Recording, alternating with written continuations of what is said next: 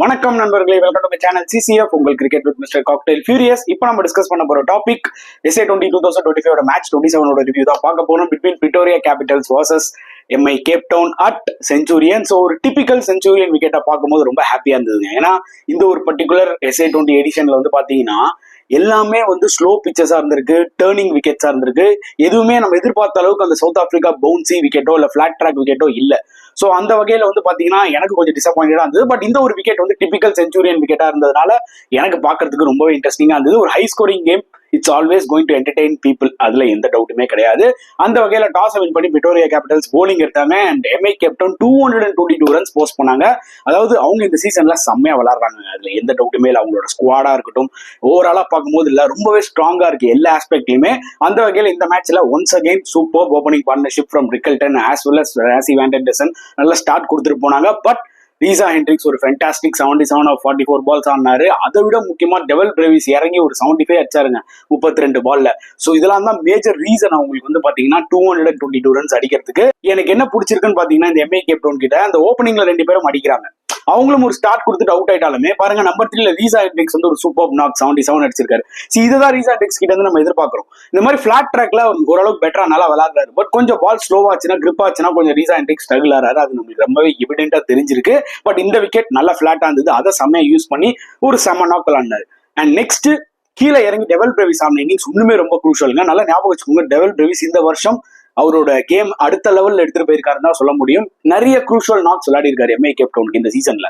As well as அப்பப்போ polling போட்டும் வந்து பார்ட்னர்ஷிப் பிரேக் பண்ணிருக்காரு. பிளஸ் அவரோட ஃபீல்டிங் அண்ட் கேச்சிங் இந்த சீசன்ல அவுட்ஸ்டாண்டிங்கா இருந்திருக்கு. ஸோ டெவல் பிரேவிஸ் ஆஸ் அ பிளேயரா வந்து பாத்தீங்கன்னா அடுத்த லெவல்ல ஆக்சுவலா போயிருக்காருன்னு தான் சொல்ல முடியும். I think he will play for South Africa again and as I think சீக்கிரமா அவர் வந்து பாத்தீங்கன்னா நிறைய மேட்சஸ் சவுத் ஆப்பிரிக்காவுக்கும் விளையாடுவாரு, நிறைய லீக்ஸும் விளையாட வாய்ப்புகள் இருக்கு. ஏன்னா டெவல் பிரேவிஸ் நிறையவே இம்ப்ரூவ் பண்ணிருக்காரு in all aspects.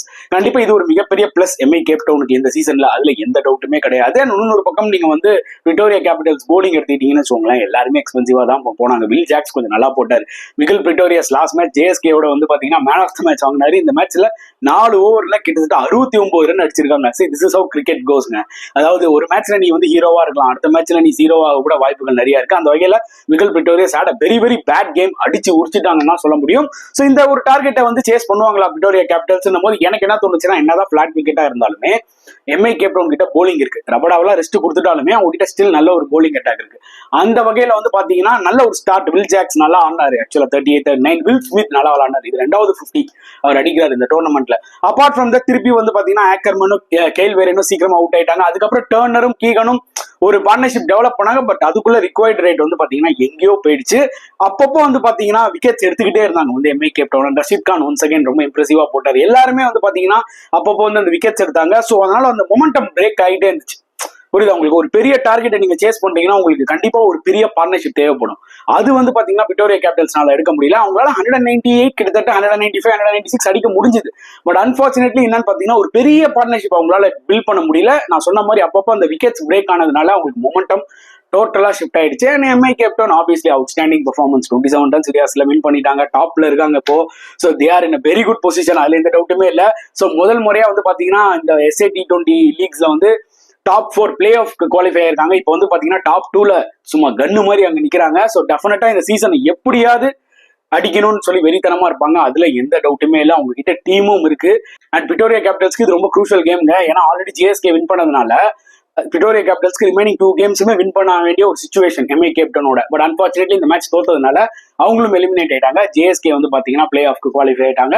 So obviously it's a very என்ன சொல்றது டஃப்பான ஒரு tournament Pretoria Capitals. 2 team Durban சரி பிரிட்டோரியா கேபிட்டல்ஸும் சரி 2 டீமுக்குமே வந்து பாத்தீங்கன்னா they had a very forgettable tournament. Hopefully next year அவங்க வந்து ரெக்கவர் ஆகி நல்லா வருவாங்கன்னு நினைக்கிறேன். ஸோ இந்த மேட்சை பத்தி நீங்க என்ன ஃபீல் பண்றீங்க மறக்காம கமெண்ட் செக்ஷன்ல போடுங்க. இந்த வீடியோ பிடிச்சிருந்தா லைக் பண்ணுங்க, ஷேர் பண்ணுங்க, முடிஞ்சா சப்ஸ்கிரைப் பண்ணுங்க. நெக்ஸ்ட் வீடியோல பார்க்கலாம் ஃப்ரெண்ட்ஸ். அன்டில் தென் பாய்.